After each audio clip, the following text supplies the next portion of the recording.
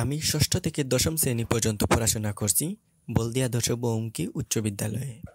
সিলেটের দক্ষিণ সুরমা উপজেলার ৩ নং তেতলি ইউনিয়নের বলদি গ্রামে স্কুলটির অবস্থান।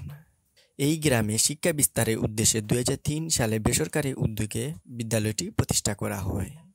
স্কুল প্রতিষ্ঠার সঙ্গে সাবেক ইউনিয়ন পরিষদ চেয়ারম্যান মইনুল ইসলামের নাম জড়িয়ে আছে। তিনি স্কুলের জন্য প্রায় ৩ বিঘা জমি দান করেন। প্রথমে গ্রামবাসীর সহযোগিতায় কার্যক্রম পরিচালনা করা হলেও পরবর্তীতে স্কুলটি এমপিওভুক্ত হয়। ধীরে ধীরে স্কুলের অবকাঠামোগত উন্নয়ন হয়।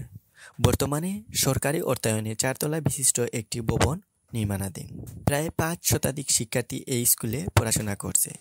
তাদের পাঠদান করান ১২ জন শিক্ষক। প্রতিষ্ঠার পর থেকে আমাদের গ্রামে শিক্ষা বিস্তারের অবদান রাখছে স্কুলটি।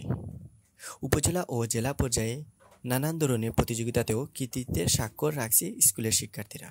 এই স্কুলের শিক্ষক শিক্ষার্থীদের দুটি চাওয়া যেন কোনোভাবেই পূর্ণ হচ্ছে না। স্কুলের যাতায়াতের রাস্তাটি এখনও পাকা হয়নি, ফলে ঝড় বৃষ্টিতে স্কুলে যেন দুর্ভোগ পোহাতে হয়। এছাড়া আমাদের স্কুলে বড় কোনো খেলার মাঠ নেই।